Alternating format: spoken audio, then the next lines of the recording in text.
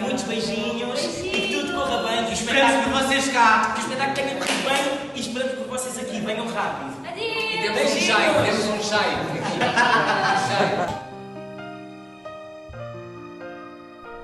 E assim é como recordo um menino perdido no meio do deserto. Com a sua maneira de entender as coisas abriu o meu universo. Talvez tenha sido um sonho ou talvez um delírio do deserto, mas algo dentro de mim mudou ao ver um sorriso tão aberto.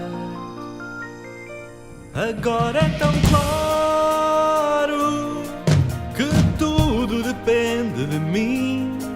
Todos temos cá dentro um príncipezinho e é só querê-lo sentir. Agora é tão claro que o essencial é invisível aos olhos e aprender a amar, ser feliz é o meu sonho. Não sei se era real quando falava de rosas e embondeiros, ou raposas que eram amigos incríveis, se deixavam domesticar. Não respondia às minhas perguntas, dava-me em troca um silêncio inquietante. Eu fui-me fixando nas coisas pequenas que são, na verdade, as mais importantes. Agora é tão claro que tudo depende de mim. Todos temos cá dentro um príncipezinho e é só querê-lo sentir. Com ela aprendia a olhar para o mundo de uma maneira diferente.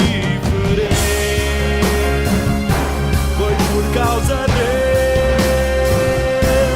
Com ela aprendi a recordar que eu também fui menino. E o crescido não pode ignorar que também já foi pequenino.